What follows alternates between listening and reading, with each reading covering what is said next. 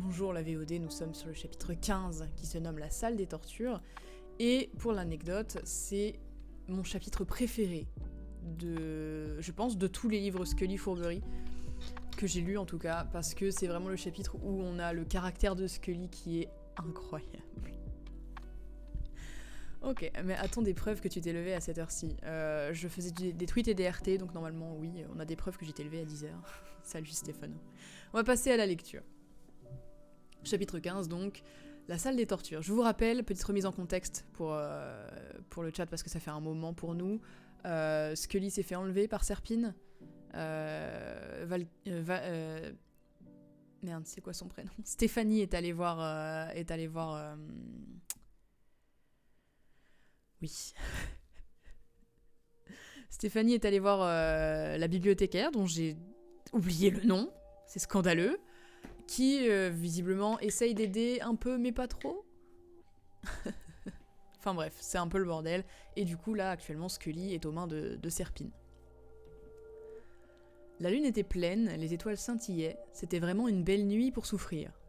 Serpine descendit dans les profondeurs froides et humides du château et traversa à grands pas les couloirs de pierre.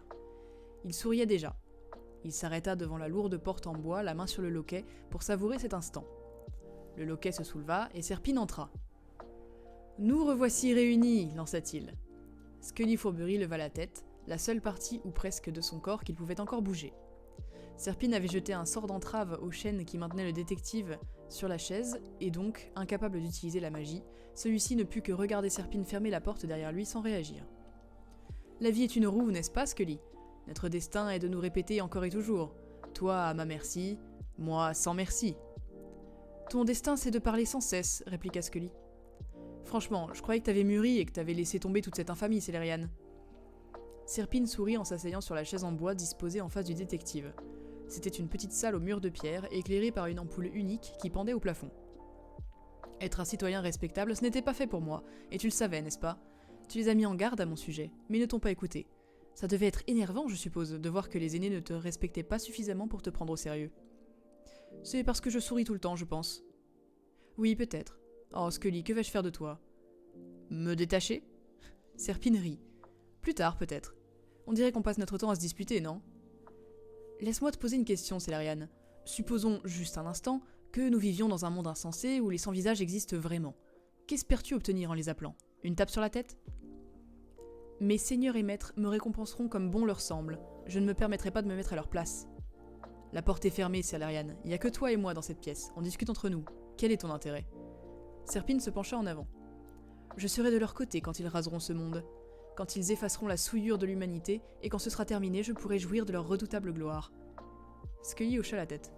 Je ne comprends rien à ce que tu me racontes. Serpine rit de nouveau. Tu échoueras, ajouta Scully. Vraiment? Et quand tu échoueras, je serai là. C'est moi qui provoquerai ta chute. Je te trouve bien vantard pour un homme attaché à une chaise. D'ailleurs, es-tu seulement un homme? Une chose peut-être. Une anomalie. On dirait un vieux couple. T'as raison, Vaï, on dirait un vieux couple, ça me fume.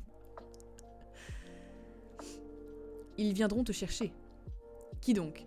Les aînés? Meritorious et sa bande? Ils ont bien trop peur de se montrer malpolis envers moi. Pas après ce que t'as fait. Ils sont certainement devant ta porte au moment où on parle. Serpine se leva et vint se placer derrière son prisonnier. Bizarrement, je ne pense pas qu'ils puissent rassembler leurs forces aussi rapidement. Ou si efficacement. Non, mon vieil ennemi, je pense que nous sommes seuls, toi et moi, pour l'instant en tout cas.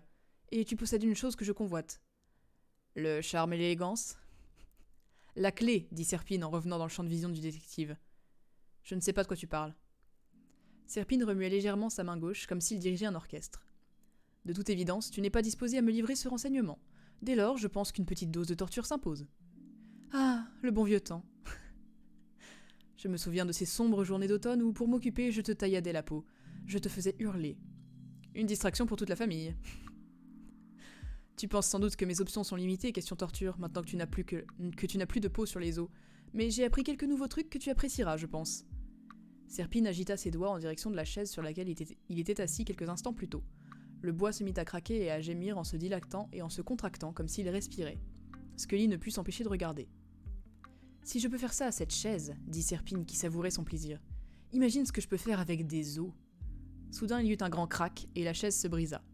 Serpine s'accroupit devant le détective. Eh bien, Scully, où est passé ton goût du défi? Où sont les railleries, les provocations, les éternels clichés héroïques? Tu ne me regardes pas droit dans les yeux en me disant « Vas-y, donne le pire de toi-même » ? En fait, j'allais te demander de me ménager. Je me sens un peu fragile aujourd'hui. Serpine se leva et ouvrit la main gauche devant Scully. C'est ta seule chance. Dis-moi où est la clé. Ok. Serpine haussa un sourcil. Vraiment? Non, je plaisantais. Vas-y, lâche-toi. Serpine s'esclaffa, ses doigts remuèrent et le détective se mit à hurler. Vraiment, le caractère de Scully dans ce chapitre est juste incroyable et c'est vraiment tout le personnage. Il me tue de rire. À bientôt la VOD pour le chapitre suivant.